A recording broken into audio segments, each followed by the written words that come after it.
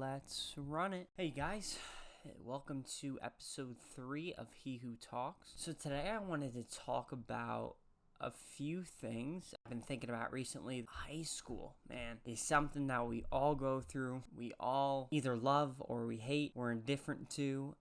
And it's one thing that I thought I would try and break down and see what I could have done better and what you could resonate with, right? Back in high school, freshman year, I was a little strange, which is definitely okay. It's good to be weird. It's good to not be anyone else but yourself. Everyone is categorized into their own groups, whether you're soccer player, football player, basketball, tennis, whatever it may be. And then you have your theater kids, degenerates. Well, we all know a few of them. We all categorize ourselves in, it doesn't really matter what group you're in, but at the time, it's very important because it determines your social status, right? Your social status. I found myself in some sort of bind between wanting to be, popular, be with all the cool kids and be able to just, walk around school, fucking it up, not giving a shit, you know what I mean?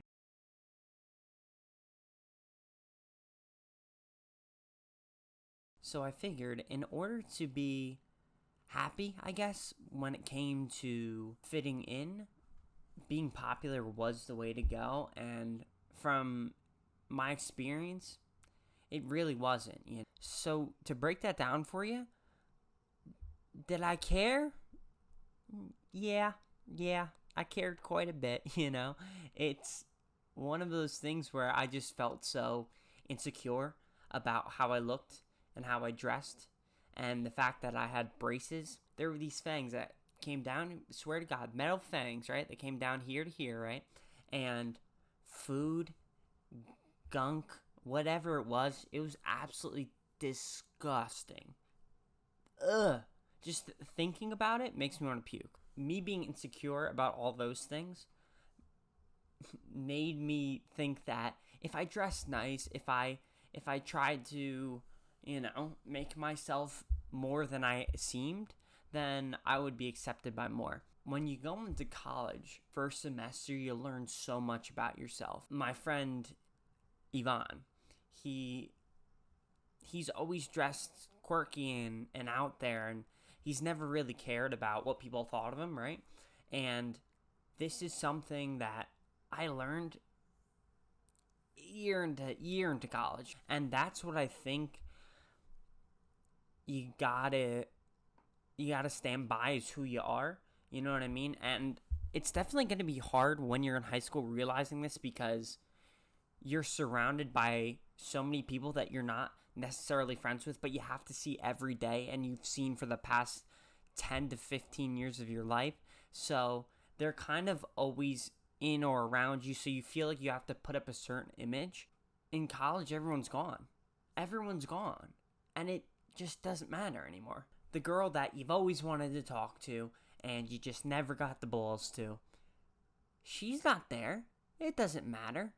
You don't have to be someone you're not and just to verify your own identity.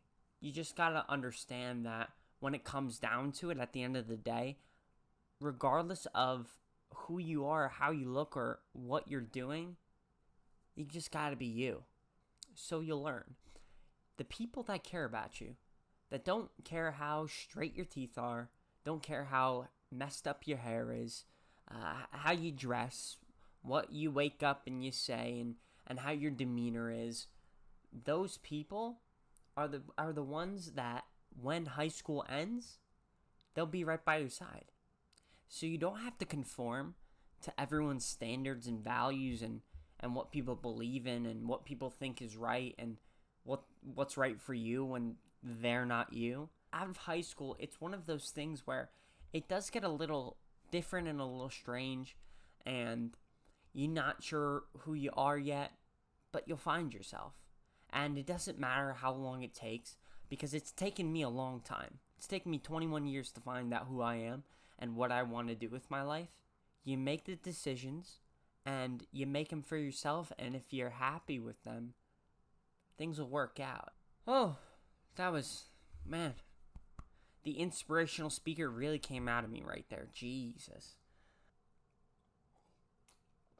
Drink some water and move on. Yeah, because that is not what we want to be doing for the next half an hour. Absolutely not.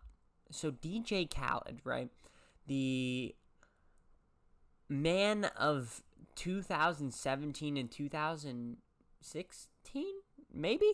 He loves to go to the gym and then like once a week, right? And then post it on a Snapchat story on the elliptical, and then 3 months later you're like, huh? Like, you don't look any different, buddy. So recently, right, he sues Billboard, the charts, right, for his album not being number one and them not counting his sales numbers right. And I honestly think that is a wild thing for him to do. He's so egotistical, right, that he thinks that his album is the best in the world right now. He thinks that he can just make another song with Chance the Rapper and Justin Bieber and it's going to be a hit again. Like, buddy, that's not how this works. No. I honestly don't know what this man is thinking or what he's on about. What the fuck is his phrase? All right, let's look it up. DJ Khaled phrase. Another one. Oh, man. Another one? Why you suing billboards, right? So it was based on record sales, right? That it was going to be number one. So DJ Khaled, right, goes and sells a bundle with his record, which other people do. Like Tyler, I think, is in second right now with Igor, and his bundles consist of his clothing, and you may get a hat or a t-shirt or sweatshirt, whatever it may be, right? He was selling his record with energy drinks. Now, who in their right mind would buy an energy drink with the fucking album? I'm not exactly sure how he sells it, but it's on a bulk type website, right? So he's trying to make it seem like those sales should be projected onto his album sales, which, if they're not for Tyler, why would they be for DJ Khaled? He's still suing them, and he's number one now. That man grinds my gears unlike anything else. Woo! Jeez.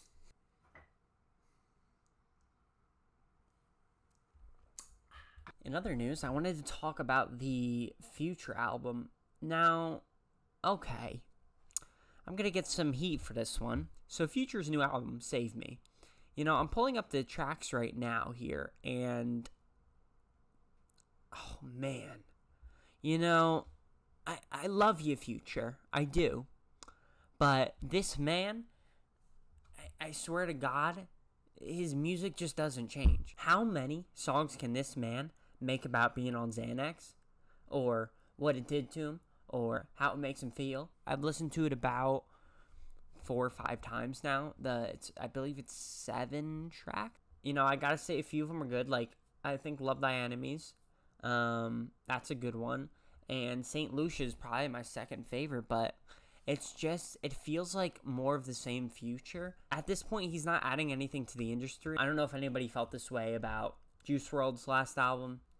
I mean, it was good, but it wasn't anything different than we've seen from him, you know? So I feel like Future is one of those characters that he'll definitely be around for a long time, like the Migos, but it's just producing that same exact type of content for 5 or 6 albums, and it just becomes stale. So Hendrix back in 2017, fantastic album, right? He had that with Future as well that year. That was like the few month period that he just released 2 albums, and those are great. And then it just feels like it's kind of been on a downward spiral with him. I mean, you can't put any real estate into this guy, it feels like, but you know, to each his own. In better news, we have Zoo by Denzel Curry. Last year with his album Taboo, I don't know if it went platinum or not. I think it went gold. Black Balloons, Super Saiyan Superman, that was fantastic. Sumo, you know, that was a big one on the list. That probably charted the most. He gave us more of a deeper, darker kind of feel when it was and it was very out of his element and not something that I think anybody was expecting from Denzel. That was my favorite album of 2018. He really stepped it up in terms of his creative outlook on things and how he wanted to explain his mental state and how he's feeling and how this world is. So I feel like with Zoo, I felt like he was going back to his roots, like his Imperial days, that album back in 2015, and I really enjoyed it. That Bushy Bee interlude is cash. Love that.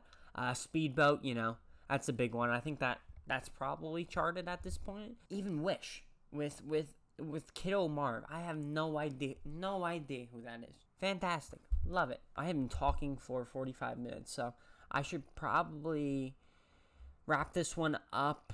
That was an episode and a half, you guys. Probably gonna cut down to 15 minutes or so, 15-20 minutes or something like that. But I had a lot of fun with this one, more than I usually have on my podcast, because I'm always so serious. It's like depressing sometimes listening to myself, and I'm just sitting on the computer editing it, and I'm like, oh man, like this guy's really in his feels a lot of the time, right? So that will be a wrap. I will see you guys sometime this week or next week. I want to continue these type of like music reviews, or I want to just get into that industry and YouTube drama. I want to try to discuss it all. So I will see you guys next week. This has been Hunter Gregory, He Who Talks, episode 3. I'll catch you later.